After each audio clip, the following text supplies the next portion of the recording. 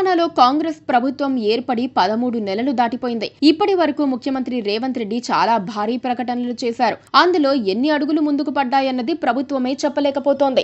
అలాంటి వాటిలో ఒకటి ఫ్యూచర్ సిటీగా చెబుతోన్న ఫోర్త్ సిటీ. ఈ ఫోర్త్ సిటీ పరిధి ఎంత అన్నది కూడా ప్రభుత్వం వద్ద స్పష్టత లేదు. ఎందుకంటే ప్రతిపాదిత ప్రాంతంలో బీఆర్ఎస్ ప్రభుత్వం ఫార్మా సిటీ కోసం సేకరించిన భూములు మాత్రమే ఉన్నాయి. అందులో ఫోర్త్ సిటీ నిర్మాణం సాధ్యం కాదు. కనీసం 30,000 ఎకరాలు కావాలని ప్రభుత్వమే చెబుతోంది.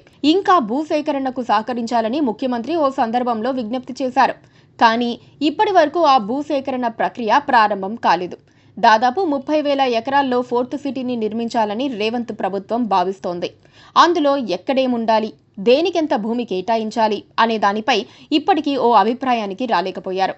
భూ వినియోగంపై ముందుగానే ప్లాన్ రెడీ చేసుకోవాల్సి ఉంది. గతంలో ఫార్మా సిటీ కోసం కేటాయించిన భూములను ఫోర్త్ సిటీలో భాగంగానే వాడుకోవాలని ఇప్పటికే నిర్ణయించారు.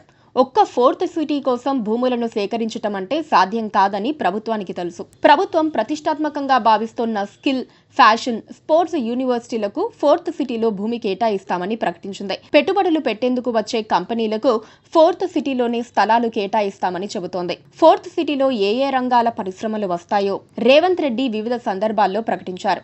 ఏఐసిటీ, స్కిల్, ఫ్యాషన్, స్పోర్ట్స్ యూనివర్సిటీలు, ఎలక్ట్రానిక్స్, ఇతర ఇండస్ట్రీలు, entertainment zone, furniture park, health city, life sciences hub, sports hub, residential, commercial జోన్లు, ఇలా చాలా ప్రకటనలు చేశారు. ఇవన్నీ నోటి మాటలే. అసలు భూమిని ఆయా కంపెనీలకు కేటాయించాలన్నా సమస్యలు వస్తాయి. ఎందుకంటే ఆ భూముల్ని ఫార్మా సిటీ కోసం తీసుకున్నారు.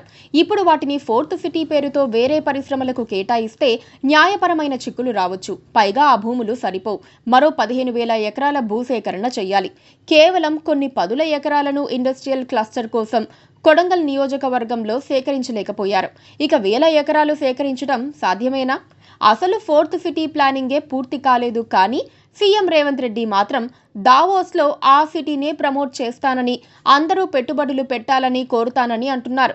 నిజానికి ఇలాంటి సిటీలు ఇటీవలి కాలంలో చాలా రాష్ట్రాలు ప్లాన్ చేసుకున్నాయి. స్వయంగా కర్ణాటక ప్రభుత్వం కూడా ఓ ఫ్యూచర్ సిటీని ప్లాన్ చేసుకుంది. సీఎం సిద్ధరామయ్య ఆ సిటీకి శంకుస్థాపన కూడా చేశారు. అదే సమయంలో అమరావతిని కూడా అదే స్థాయిలో అభివృద్ధి చేయడానికి ముఖ్యమంత్రి చంద్రబాబు నాయుడు పూర్తి స్థాయిలో ప్రయత్నిస్తున్నారు. ఆయన భూ సమీకరణ చేయటమే కాదు, పెద్ద ఎత్తున పెట్టుబడులను ఆకర్షిస్తున్నారు. ఓ ప్రత్యేకమైన ప్రణాళిక కూడా రెడీ అయింది. ప్రజెంటేషన్లు ఎవరు అడిగినా క్షణంలో ఇస్తున్నారు.